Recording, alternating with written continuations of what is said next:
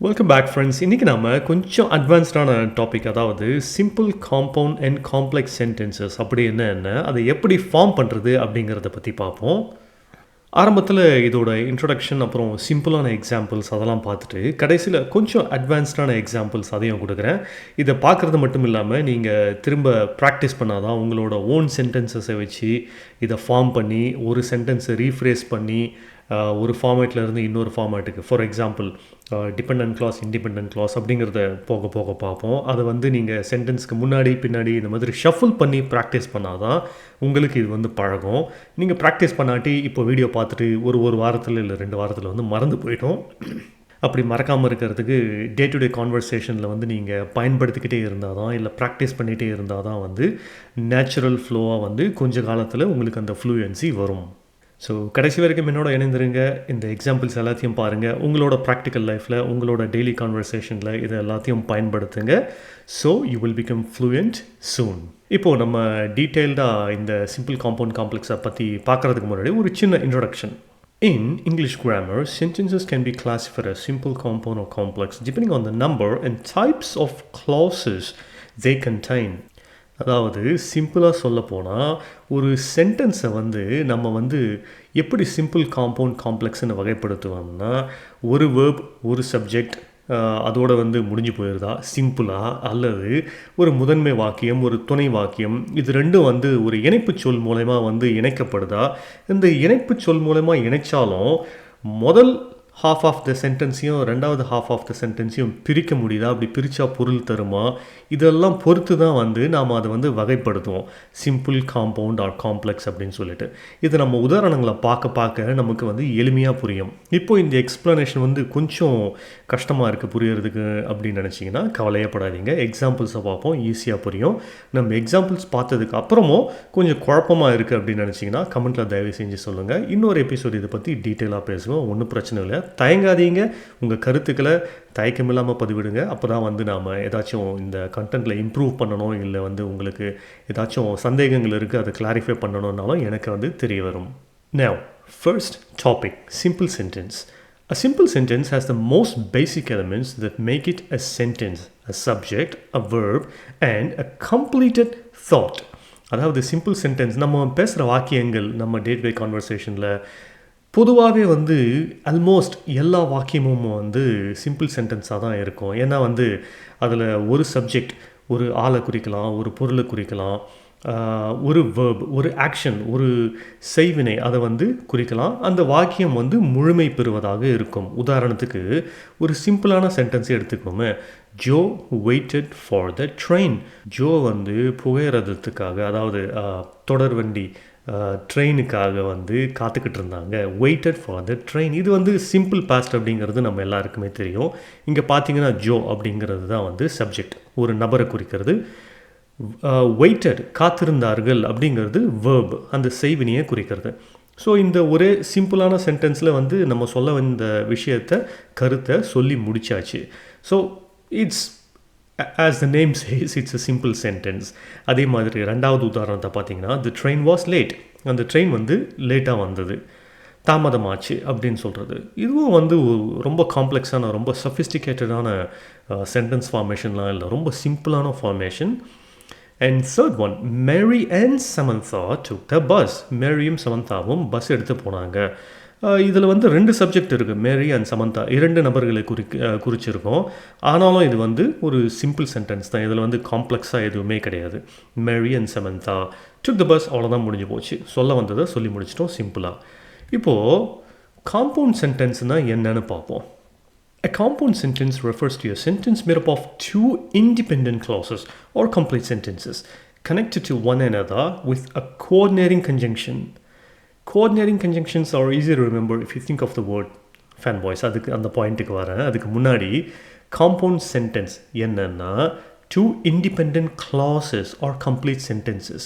ஒரு முழு வாக்கியம் மாதிரி இருக்கும், சரியா? அதில் வந்து 2ஆக பிரித்தோம்னா ஃபர்ஸ்ட் ஹாஃப், செகண்ட் ஹாஃப் ரெண்டுமே வந்து ஒரு கம்ப்ளீட் சென்டென்ஸாக இருக்கும். அதாவது ஒரு வாக்கியத்தை 2ஆக வெட்டி பிரிக்கும்போது ஃபர்ஸ்ட் ஹாஃபும் அர்த்தம் கொடுக்கும், செகண்ட் ஹாஃபும் அர்த்தம் கொடுக்கும். அது வந்து தனித்தனியாக ஒவ்வொரு சென்டென்ஸாகவே வந்து மாறக்கூடிய தன்மை பெற்றது.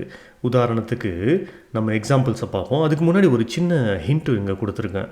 இந்த 2 சென்டென்ஸ் சொன்னேன் இல்லையா? இப்போ ஒரு பெரிய சென்டென்ஸை 2ஆக கட் பண்ணி பிரிக்கும்போது 2 தனித்தனி சென்டென்ஸாக மெயின் சென்டென்சஸாக மாறக்கூடும்னு சொல்லிட்டு, அது எப்படி வந்து சேர்த்து நம்ம காம்பவுண்ட் சென்டென்ஸாக வந்து உருவாக்குவோம்னு பார்த்தீங்கன்னா, சில conjunction words, coordinating conjunction words, அதாவது இணைப்புச் சொற்களை பயன்படுத்தி, அது எந்த மாதிரி இணைப்புச் சொற்கள் அப்படிங்கிறதுக்கு இங்கே நான் ஒரு அக்ரானிமும் கொடுத்துருக்கேன். அக்ரானிம்னா என்னென்னு ஒரு ஷார்ட்ஸில் சொல்லியிருப்பேன். அதாவது வார்த்தைகள் எடுத்துக்கிட்டு அந்த வார்த்தையோட முதல் லெட்டரை பயன்படுத்தி நம்ம ஒரு, ஃபார் எக்ஸாம்பிள் ஏஎஸ்ஏபி அப்படின்னா வந்து as soon as possible அப்படின்னு சொல்கிறோம் இல்லையா? அதே மாதிரி இங்கே வந்து கோஆர்டினேட்டிங் கன்ஜங்ஷன்ஸ் எல்லாம் ஞாபகம் வச்சுக்கிறதுக்காக இந்த டேர்ம் ஃபேன் பாய்ஸ் அப்படின்னு யூஸ்வலாக சொல்லுவோம். அதெல்லாம் என்னென்னு பார்த்தீங்கன்னா for, and, nor, but, or, it, so, இதெல்லாம் வந்து இணைப்புச் சொற்கள். ஒரு ஃபர்ஸ்ட் ஆஃப் ஆஃப் த சென்டென்ஸை எழுதிட்டு ஃபார் அப்படின்னு எழுதி second half of the sentence எழுதுனா அது ஒரு இணைப்புச் சொல் மாதிரி ஜாயின் பண்ணுறதுக்கு உதவுது. இப்போது எக்ஸாம்பிள்ஸை பார்ப்போம். Compound sentence examples. Each independent clause is a complete thought and can stand alone as a sentence. நான் சொன்ன மாதிரி ஒரு பெரிய சென்டென்ஸை வெட்டும்போது தனித்தனியாக 2 சென்டென்ஸ் ஆகும்போது அதுவே வந்து ஃபர்ஸ்ட் ஹாஃபும் ஒரு சென்டென்ஸ் ஆகும், அர்த்தம் கொடுக்கும், செகண்ட் ஹாஃபும் வந்து மீனிங்ஃபுல்லாக இருக்கும். இப்போ முதல் எக்ஸாம்பிளை பார்ப்போம். I wanted to go to the park but it started raining. நான் வந்து பார்க்குக்கு போகணுன்னு நினச்சேன். எனக்கு பார்க்குக்கு போக வேண்டி இருந்தது, ஆனால் அதுக்குள்ளே மழை வந்துருச்சு. இங்கே பார்த்தீங்கன்னா பட் அப்படிங்கிறத வந்து இணைப்பு சொல்லாக பயன்படுத்தி 2 சென்டென்சஸை இணைச்சி ஒட்டி வச்சுருக்கேன். I want to go to the park. எனக்கு பார்க்குக்கு போகணும், எனக்கு பார்க்குக்கு போக வேண்டிய தேவை. இதை மட்டும் கட் பண்ணி எழுதுனா கூட அர்த்தம் கொடுக்குது இல்லையா?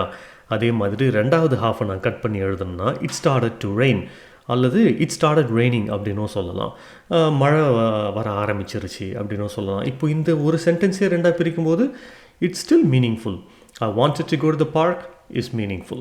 It started raining is meaningful. இது ரெண்டுத்தையும் திருப்பி நான் ஒன்றா சேர்த்தோம்னா I wanted to go to the park but it started to rain அப்படின்னு ஒரே நீளமான சென்டென்ஸாக மாறுது இல்லையா? இதுதான் வந்து காம்பவுண்ட் சென்டென்ஸ்.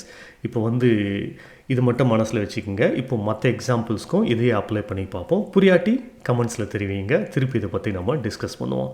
இப்போ ரெண்டாவது எக்ஸாம்பிளுக்கு போவோம். He studies a lot. So he always gets good grades. அவர் வந்து நிறைய படிக்கிறாரு, அதனால தான் வந்து அவர் நல்ல மார்க்ஸ் வந்து ஸ்கோர் பண்ணுறாரு. இங்கே உங்களுக்கு ஏற்கனவே தெரிஞ்சிருக்கும் இந்த வேர்பில் வந்து ஏன் எஸ் சேர்த்துருக்கேன். ஏன்னா he அப்படிங்கிறது தேர்ட் பார்ட்டி சிங்குலர் சப்ஜெக்ட்டுங்கிறதுனால he studies a lot. So he always gets good grades. இது வந்து ஒரே பெரிய சென்டென்ஸாக இருந்தாலும் இது தனித்தனியாக கட் பண்ணி 2 சென்டென்ஸாக மாற்றினோம்னா அது மீனிங்ஃபுல்லாக தான் இருக்கும் அப்பயும். ஸோ இங்கே வந்து பார்த்தீங்கன்னா ஸோ அப்படிங்கிற இணைப்பு சொல்ல பயன்படுத்தியிருக்கேன். அதே மாதிரி third example. Joe waited for the train but the train was late. நம்ம போன ஸ்லைடில் பார்த்த எக்ஸாம்பிளே தான் இதுவும்.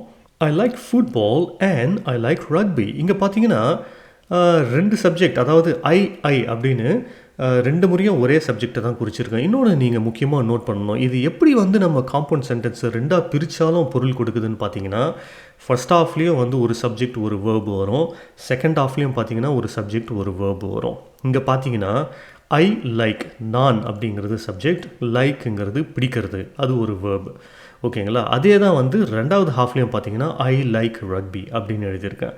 இந்த எக்ஸாம்பிளை உங்களுக்கு சொல்கிறதுக்காகவே இதை வந்து நான் குறிப்பாக எழுதியிருந்தேன்.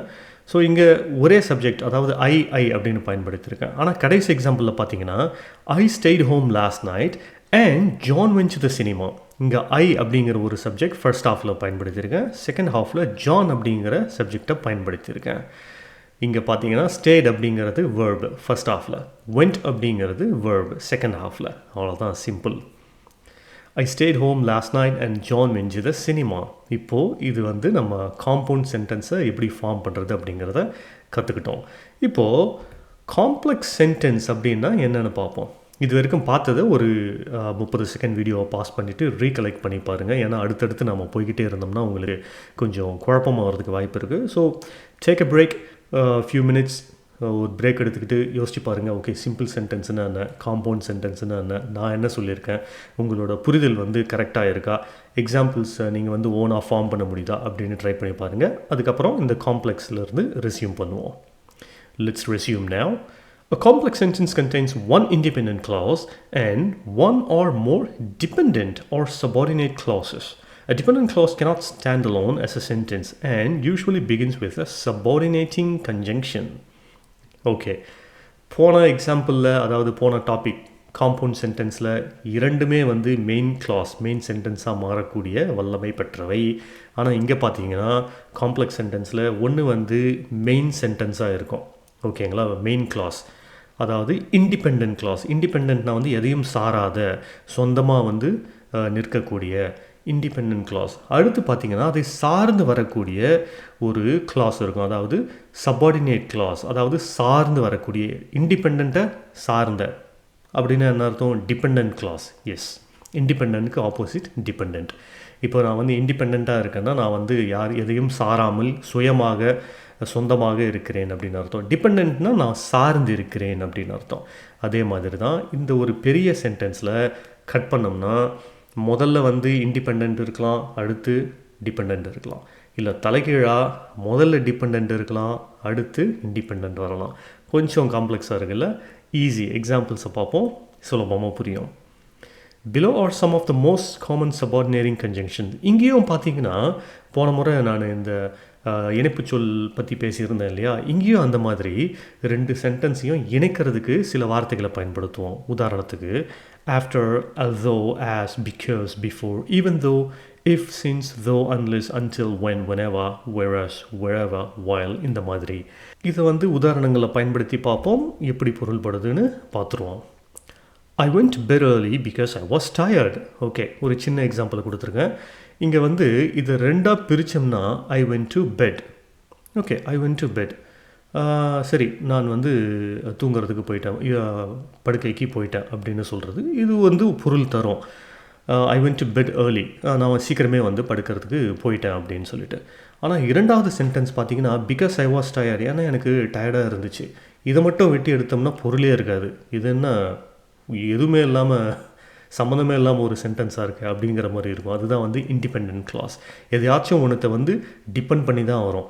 அதாவது முன்னாடி ஏதோ ஒன்று மிஸ் ஆகுது அப்படின்னு நமக்கு தெரிஞ்சு போயிடும். இந்த பிகாஸ் ஐ வாஸ் டயர்ட் அப்படின்னு சொன்னாலே அவ்வளோதான், நான் சென்டென்ஸ் முடிஞ்சு போச்சா அப்படின்னு இருக்கும். ஸோ நமக்கே வந்து தெரிஞ்சிடும் இது என்ன பாதியிலே நிற்குது, எதுவுமே இல்லாமல், சப்போர்ட்டே இல்லாமல் நிற்குது அப்படின்ற மாதிரி.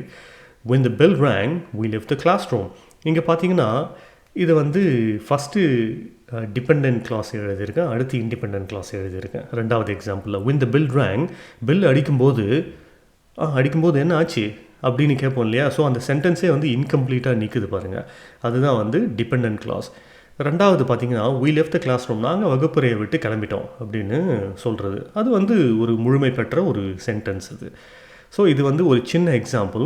நம்ம விவரமான எக்ஸாம்பிள்ஸை அடுத்த ஸ்லைட்ஸில் பார்ப்போம். அதுக்கு முன்னாடி ஒரு tip. If the dependent clause comes before the independent clause, add a comma after the dependent clause. No comma is needed between the two if the main clause comes first. இது வந்து உங்களுக்கு ஞாபகம் வச்சுக்கிறது கொஞ்சம் கடினமாக இருந்தாலும் உங்களுக்கு பழக இது வந்து நேச்சுரல் ஃப்ளோவாகவே வந்துடும். இதை பற்றி ரொம்ப கவலைப்பட வேணாம். Let's not worry about it too much. நான் என்ன சொல்லியிருக்கேன்னா ஆக்சுவலாக முதல்ல வந்து இண்டிபெண்ட் கிளாஸ், டிபெண்ட் கிளாஸ் இப்படின்னு வரும்போது நடுவில் கமா வர வேண்டிய அவசியம் இருக்காது. அந்த சென்டென்ஸ் ஃபார்மேஷன் பார்த்தாலே உங்களுக்கு புரியும். ரெண்டாவது எக்ஸாம்பிளில் முதல்ல டிபெண்ட் கிளாஸை பயன்படுத்திட்டு அடுத்து இண்டிபெண்ட் கிளாஸை பயன்படுத்தி இருக்கிறதுனால ஒரு கமா வந்து இன்க்ளூட் பண்ணணும் அந்த இடத்துல அப்படின்னு சொல்லியிருக்கேன். அப்போ தான் வந்து அந்த பொருள் வந்து கரெக்டாக வரும் நமக்கு. ஏன்னா வந்து மேலே நான் ஸ்ட்ரைட்டாகவே அந்த பிகாஸுங்கிற இணைப்பு சொல்ல பயன்படுத்தி அந்த சென்டென்ஸை முடிச்சிட்டேன். I went to bed early because I was tired அப்படின்ட்டு. இங்கே வந்து ஒரு சின்ன pause. when the bell rang we left the classroom. Bell அடித்த போது நாங்கள் வகுப்பறையை விட்டு கிளம்பினோம் அப்படின்னு சொல்கிறது. இங்கே வந்து பிகாஸுங்கிறது வராது. when the bell rang because we left the classroom அப்படிங்கிறது இட்ஸ் an invalid format. பிகாஸை பயன்படுத்தணும்னா வேறு எப்படி நம்ம மாற்ற முடியும் யோசித்து பார்த்தோம்னா because the bell rang we left the classroom இப்படின்னு எழுதலாம். பட் அந்த அளவுக்கு இப்போ போட்டு குழப்பிக்க வேணாம். இந்த டாப்பிக்கில் மட்டும் கான்சன்ட்ரேட் பண்ணுவேன் இப்போதைக்கு. கொஞ்சம் அட்வான்ஸ்ட் எக்ஸாம்பிள்ஸ் கொடுத்துருக்கேன். இது வந்து நீங்கள் முதல் முறை பார்க்கும்போது கொஞ்சம் கடினமாக இருந்தால் திருப்பி ரீவிசிட் த சேம் கான்டென்ட், உங்களுக்கு ஈஸியாக புரியும். பார்க்க தான் வந்து பழகும். We'll keep practicing until we attain fluency. Okay, now The dependent clauses can go first in the sentence followed by the independent clause. அதாவது முதல்ல சார்ந்து வர clause சார்ந்து வர சென்டென்ஸை வந்து முதல்ல பார்ப்போம். முதலில் சார்ந்து வரும் சொற்றொடர், அதுக்கப்புறம் தற்சார்பான சொற்றொடர். முதல்ல வந்து டிபெண்ட் பண்ணியிருக்கிற first half of the sentence, அடுத்து இண்டிபெண்ட் எதையும் சாராமல் வருகிற independent half of the sentence வரும்போது எப்படி சென்டென்ஸை ஃபார்ம் பண்ணுவோம் அப்படிங்கிறத பார்ப்போம். Because Mary and Samantha arrived at the bus station before noon, I did not see them at the station. Okay, கொஞ்சம் பெருசான example, but let's look into it now. முதல்ல ஏன் இது வந்து டிபெண்ட்னு சொன்னேன் ஏன்னா, because Mary and Samantha arrived at the bus station before noon, ஏனென்றால் மேரியும் சமந்தாவும் பஸ் ஸ்டேஷனுக்கு பேருந்து நிலையத்துக்கு மதியத்துக்கு முன்னாடியே வந்ததுனால அவ்வளோதான் முடிஞ்சு போச்சு. இது வந்து ஒரு அர்த்தமே வரல இல்லைங்களா? உங்களுக்கே வந்து தெரியும் எதுவும் மிஸ் ஆகுது இந்த சென்டென்ஸில், ஏன்னா பாதி தான் இருக்குது அப்படின்னு. அதனால தான் இது வந்து டிபெண்டன்ட் கிளாஸ். அடுத்த ஹாஃப் பாருங்கள். I did not see them at the station. அவங்க மதியத்துக்கு முன்னாடி வந்ததுனால தான் என்னால் வந்து அவங்கள ஸ்டேஷனில் பார்க்க முடியல அப்படின்னு. ஸோ இங்கே பார்த்தீங்கன்னா நான் வந்து கமா யூஸ் பண்ணியிருக்கேன், ஏன்னா டிபெண்ட் இண்டிபெண்ட் அந்த ஃபார்மேட்டில் இருக்குது. ரெண்டாவது பாருங்கள். While he waited at the train station, Joe realized that the train was late. அவர் வந்து ட்ரெயின் ஸ்டேஷனில் காத்துக்கிட்டு இருக்கும்போது தான் ஜோ வந்து ரியலைஸ் பண்ணார் ட்ரெயின் வந்து தாமதமாக வந்தது அப்படின்னு. இங்கே பார்த்தீங்கன்னா சும்மா ஒரு பொதுவாக வந்து while he waited at the train station அப்படின்னு சொல்லியிருக்கேன். யார் என்ன எந்த விவரமும் தெரியாது. So it's not very clear who that subject points to. ரெண்டாவது ஹாஃபில் தான் வந்து ஜோ அப்படின்னே சொல்லியிருக்கேன். அதனால தான் வந்து இந்த ரெண்டுத்தையும் ஒன்றா சேர்த்தா தான் பொருள் வரும், தனித்தனியாக பிரித்தா பொருள் வராது. அதனால தான் இது வந்து காம்ப்ளெக்ஸ் சென்டென்ஸில் சேரும். After they left on the bus, Mary and Samantha realized that Joe was waiting at the train station. இங்கேயும் பார்த்தீங்கன்னா ரெண்டாவது ஹாஃப், அதாவது வந்து இண்டிபெண்ட்டில் வந்து நான் ரெண்டு சப்ஜெக்டை சொல்லியிருக்கேன், மேரி அண்ட் சமந்தா. மொதல் ஹாஃப் டிபெண்ட்டில் வந்து சும்மா அப்படியே வந்து பாதிலே விட்ட மாதிரி இருக்கும் sentence. After they left on the bus, அவங்க வந்து பஸ்ஸில் கிளம்பி போனதுக்கப்புறமா அவ்வளோதான், மீனிங்லெஸ் இல்லையா? ரெண்டாவது வந்து it's meaningful. Mary and Samantha realise the Joe was waiting at the train station. இந்த ரெண்டாவது ஹாஃபை தனியாக எழுதினாலும் பொருள் தரும். அதனால தான் அது வந்து இண்டிபெண்ட் கிளாஸ். டிப். It's the same tip which I said in the previous slide. When the independent clause comes first, a comma should be used to separate the two clauses, as you are already aware. So let's move on to the next slide now. More examples. Conversely, the independent clauses can go first in the sentence, followed by the dependent clause as in the following. இதுதான் நமக்கு பழக்கமான format தான் இது. முதல்ல independent clause, அடுத்து dependent clause. இந்த இடத்துல வந்து கமா போட வேண்டிய அவசியம் கிடையாது, ஏன்னா வந்து நான் சில இணைப்பு சொல்ல பயன்படுத்தி இந்த சென்டென்ஸை முடிச்சிடலாம். I did not see them at the station because Mary and Samantha arrived with the bus station before noon. போன ஸ்லைடில் சொல்லியிருக்க எக்ஸாம்பிளே தான், ஆனால் வந்து அது தலைக்கீழாக எழுதியிருக்கேன் பாருங்கள். போன ஸ்லைடில் டிபெண்ட் ப்ளஸ் இண்டிபெண்ட் அப்படின்னு இருந்துச்சு, இங்கே இண்டிபெண்ட் ப்ளஸ் டிபெண்ட் அப்படின்னு இருக்குது. அவ்வளோதான், அந்த ஃபார்மேட்டை மட்டும் சேஞ்ச் பண்ணியிருக்கேன், அர்த்தம் எல்லாமே ஒன்று தான். I did not see them at the station because Mary and Samantha arrived at the bus station before noon. இதிலே வந்து நீங்கள் உங்களோட சொந்த சப்ஜெக்ட்ஸ் வேர்பெலாம் பயன்படுத்தி எழுதி பாருங்கள். கமெண்ட்ஸில் தெரிவிங்க நீங்கள் எவ்வளோ ஹார்ட் ஒர்க் பண்ணுறீங்களோ அவ்வளோக்கு அவ்வளோ வந்து ஃப்ளூயண்ட் ஆக முடியும். ஸோ இந்த வீடியோ பார்த்துட்டு சும்மா அப்படியே வந்து ஸ்கிப் பண்ணி போயிடாதீங்க, கொஞ்சம் எஃபர்ட் போட்டு கமெண்ட்ஸில் தெரிவிங்க. So we can interact and progress towards your fluency. Joe realized that the train was late while he waited at the train station. Joe வந்து ரியலைஸ் பண்ணார் ட்ரெயின் வந்து தாமதம் அப்படின்ட்டு. எப்போது? while he waited at the train station. எப்போன்னா அவர் train ஸ்டேஷனில் wait பண்ணிக்கிட்டு இருக்கும்போது அப்படின்னு அர்த்தம். while அப்படின்னா வந்து அந்த சமயத்தை குறிக்கிறது. ஒரு சின்ன உதாரணம் சொல்லணும்னா, my friend gave me food while I was hungry. என் நண்பன் எனக்கு சாப்பாடு கொடுத்தான். எப்போன்னா நான் வந்து பசியாக இருக்கும்போது அப்படிங்கிறதுக்காகலாம் வந்து இந்த while அப்படிங்கிறத பயன்படுத்துவோம். Mary and Samantha realized that Joe was waiting at the train station after they left on the bus. So இங்கே பார்த்தீங்கன்னா 3 சப்ஜெக்ட் இருக்குது முதல் ஹாஃபில்.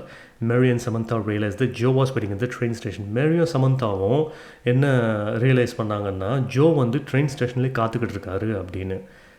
இதுவே வந்து ஒரு கம்ப்ளீட்டான சென்டென்ஸு. ஸோ செகண்ட் ஹாஃப் பார்ப்போம். எப்போ ரியலைஸ் பண்ணாங்க? After they left on the bus. அவங்க பஸ்ஸில் கிளம்புனதுக்கப்புறம் தான் ரியலைஸ் பண்ணாங்க. இங்கே பார்த்தீங்கன்னா ஆஃப்டர் அப்படிங்கிற இணைப்பு சொல்ல பயன்படுத்தியிருக்கேன்.